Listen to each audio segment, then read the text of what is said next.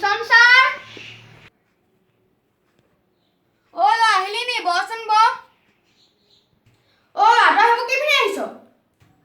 sir গাগলস পিনে আইছো গাগলস তো মু চকু আগবা হেবলা খুলছুন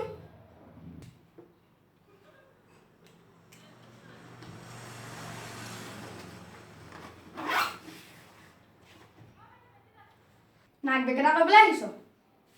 ৰ আজি তোমাৰ এনেকুৱা টান প্ৰশ্ন সুধিম তই কচোন সূৰ্য কেলে পূব পিনেদি উদয় হয় ছাৰ আপোনাক মই পৰা সহজভাৱে বুজাই দিম আপুনি শিৱ ভগৱান ইন্দ্ৰ ৰাহু কেতু এইবিলাক চবকে আপুনি বিশ্বাস কৰে নহয় কয় এতিয়া আপুনি মোৰ কথা শুনক আগতে সূৰ্য পূব পশ্চিম উত্তৰ দক্ষিণ গোটেইখিনি পিনত ওলাইছিলে এদিনাখন কি হ'ল পূবে ক'লে সূৰ্য অকল মোৰ পিনেদি ওলাব পশ্চিমে ক'লে সূৰ্য অকল মোৰ পিনেদি ওলাব দক্ষিণে ক'লে সূৰ্য অকল মোৰ পিনেদি ওলাব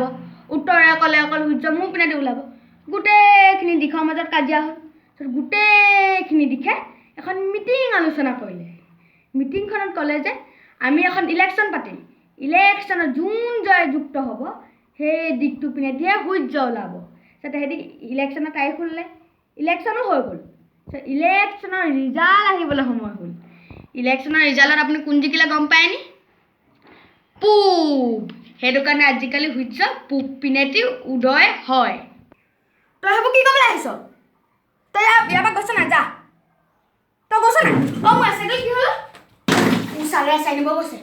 মইনো কি কৰিছিলোঁ প্ৰশ্ন সুধিছিলে উত্তৰ দিহে কৈছিলোঁ ইয়াৰ পৰা পলোৱাই ভাল